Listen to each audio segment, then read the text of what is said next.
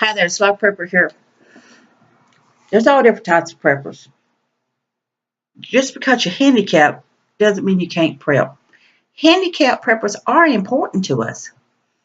Handicap preppers have learned to develop a way in prepping that most of us just take for granted. We don't look through their eyes or their hearing or their physical limits. We don't look through what they can and can't do. If they're in a wheelchair, they've developed ways in prepping to survive in a wheelchair event. They've developed these ways because it is a necessity. They've had to learn how to build things at that level, how to think at that level, how to function at that level. Now, not everybody can prep that's handicapped or with disabilities. If you're a paralytic, if you're just not able to function in many ways, it's understandable. People, amputees and stuff who's lost their legs or lost their arms, has learned how to run on certain devices and run faster than people who has two good legs. So they have learned how to develop themselves in a handicapped situation. And not all handicapped people prep. Many of them sit home and just, I'm so pitiful, can't do nothing for myself. And they want people to wait on them hand and foot. I seen one lady, a rather well endowed lady, was in one of those chairs that where you push it in front of you or you can sit in it. She sat in that chair and had a young kid, probably about 10 years old, pushing her around. Now this woman wasn't even old. This woman's way younger than I am, and this kid was pushing her around in that chair. Instead of her getting up, doing the exercise, and doing the things she needed to do, this kid was pushing her around, taking everything she could just to push this woman, and probably been doing it for a long time. Now, handicap preppers are important to us. If they are blind, they have developed with their hearing, their senses, their touch. They have developed things in their home. They can feel things and do things that a sighted person cannot do or will not do because they have not trained themselves to do this. They have not developed the skill to do this. These people have learned how to survive being blind.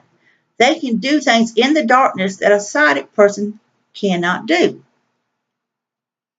Amputees have learned and developed skills with their limits. They have learned how to use one hand or use a part. You see the old pirate stories with the hook and all this stuff, but they have learned how to develop using the other hand with the parts that was given to them to use. And you'd see the old pirate movies, the old people back in the day with the peg legs. I've seen them walk around with the peg legs when I was a kid. Many of the old timers had them. But you know what? I wouldn't want to mess with them because they learned how to survive and develop their skills with that leg. But I say again, not all handicapped people prep. Most of them don't want to. A lot of them has become very codependent on society taking care of them. A lot of them thrives on society taking care of them. They get more attention being sick than they did before. So they thrive on that. But for those who don't thrive on it, who's got a backbone, who accepts who their limits and do something about it is the ones we need. They're very important to us. They can teach us things that we take for granted. They can teach us how to survive in the dark. They can teach us how to survive with limited use of our body parts. They can teach us how to build things at their level that we take for granted. They can teach us all of these different things that we take for granted. Now, I got my limits, bottom line. Over the years, I've injured myself constantly. I was very active. I went caving. I went hiking. I went fossil hunting. I did all that stuff. But I've injured myself quite a bit. So I have limits. But that limits don't control me. I went through my spell of struggling to get back to doing what I wanted to do. I can't do a lot of things I want to do, but it does not mean I am limited. What it means is, yes, it's a handicap. And yes, I have developed skills to work around my handicap. Yes, I'm limited in many ways. That's true. But I'm not limited using this. I'm not limited thinking on how am I going to survive? How am I going to do these things? What can I do to keep me going for one day next? Whether it's no more than learning how to prep my foods, what foods I can eat, how to survive in a situation, what I need to take with me to help me in a situation as a back to basics prepper. Now, there's all kinds of preppers out there. Some of them's really out there, really extremes, joins the groups.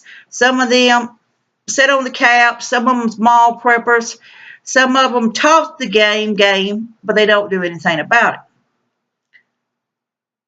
But a handicap prepper is important to us. I see them get on YouTube and they say, you know what, if you ain't physically fit, you ain't going to make it. Blah, blah, blah, blah, blah, blah, blah. Look at me. I got my six-pack. I look good. And you're looking at these women, you know, look at me. I'm a size 2 and I'm healthy. Don't underestimate handicap preppers. They are very important to us and we need them to help us survive. We need their knowledge, their brains, their abilities that has created from their limits, created from whatever happened to them. They are very important to us. I'm glad they're important to us. I wouldn't think twice about having a handicap prepper on my team because that person could and can teach us how to survive and help us multitask even more. So thumbs up to handicap preppers. They are important. And if you think they're not, you better think again. You better start doing some research. You better start doing some reading. You better get to know some people with their limits and find out more about it because they need to be on your team to help you survive as well as you help them survive. This is Live Prepper here. I want you to be safe, be happy. Bless you all.